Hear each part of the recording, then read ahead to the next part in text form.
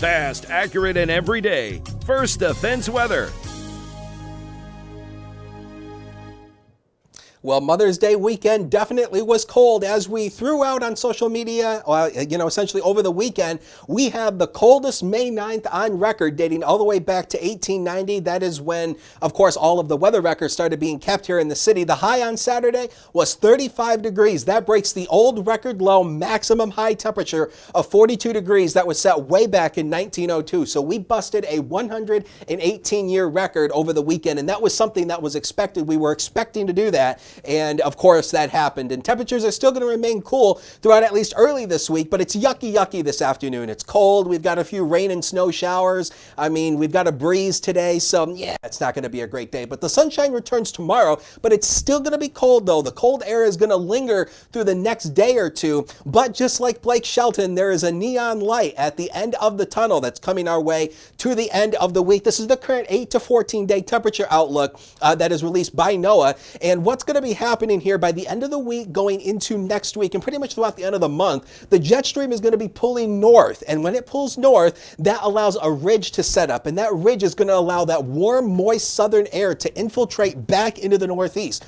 So spring looks like it's finally going to come, and it looks like it's going to stay throughout at least the end of the month. But before we get to that, we have to go through tonight. Again, not surprising, the Weather Service has reissued freeze warnings for all of Western New York. There's a frost advisory for Erie and Crawford counties in Pennsylvania. Again, all of the early season planners know this. Frost and freeze conditions can harm sensitive vegetation, so if you planted anything, make sure you bring it inside or cover it up tonight. I actually do expect these to be reissued again for tomorrow, as temperatures will still be right around freezing for tomorrow night. So here's Future Scan for you.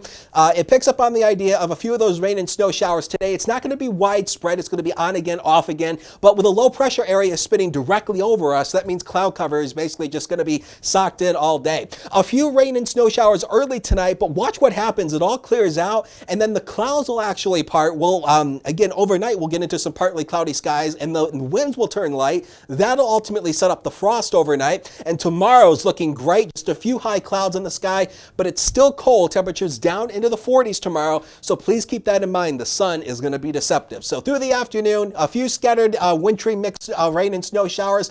Very little accumulation. We're talking nothing across the lower elevations to less than an inch across the hills where you see those snow showers. But just lots of clouds around today. Quite cold. 37 on the highest hills, going to 44 near the Lake Erie shoreline. West wind 10 to 20 miles per hour. Some wind gusts possibly near 30 miles an hour through the afternoon. Tonight there's that early rain and snow shower. Turns partly cloudy, developing frost overnight as the winds turn light.